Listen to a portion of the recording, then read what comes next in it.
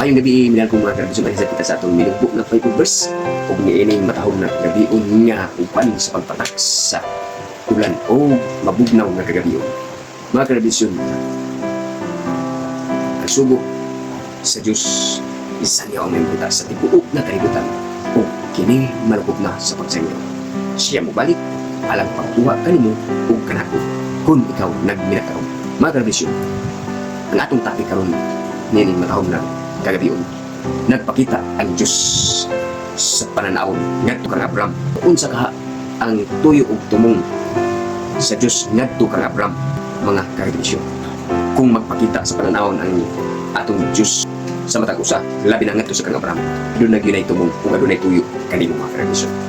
Unsa man tuyo sa Diyos ngadto kang Abraham, basin na sa ipagiran niya, na sa ipaatak niya, na sa iparescue niya ini atong mga tanas atong mga panumduman atong ipatupag dinhi sa balaang kasulatan.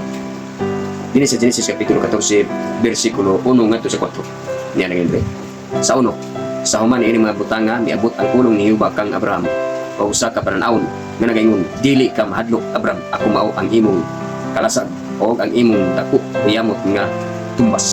2, og mitubag si Abraham, o Ginoong Jehova, unsay igahatag mo kanako nga nagatan-aw ka nga ako walay anak o ang mahimong sumusunod sa akong panimalay mauman si Eliezer nga Damaskuhanon. Sa 3, og si Abraham mingon, ania karon kay wala man ako hatagi o kaliwat o ania karon ang nataw sa akong panimalay mahimo nga akong manununod. 4, og niya karon ang pulong ni Jehova miabot kaniya nga nagaingon, kining tawhana dili mao ang imong manununod kundi ang nagagikan sa sunod sa imong ginhawaan mao nga ang imong manununod.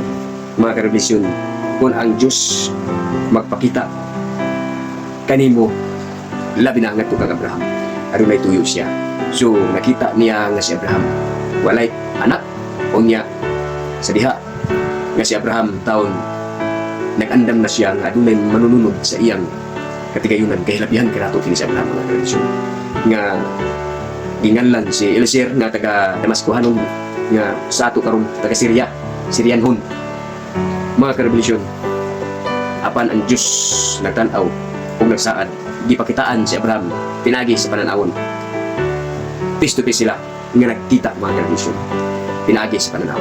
So ang saad nga gihatag ug ang tuyo sa Diyos ngadto kang Abraham, tagaan siya ug manununod sa iyang kayutaan o sa iyang mga bahandi, naggikan yun sa iyang ginawan. So muna itong naibaluan, mga karabisyon, nito nasa tahong nagkagadiyon, magayarong kaninyo ang gugma, pagkamaayo o pagkamaluluyon sa atong buhay Diyos, maana kanunay kaninyo.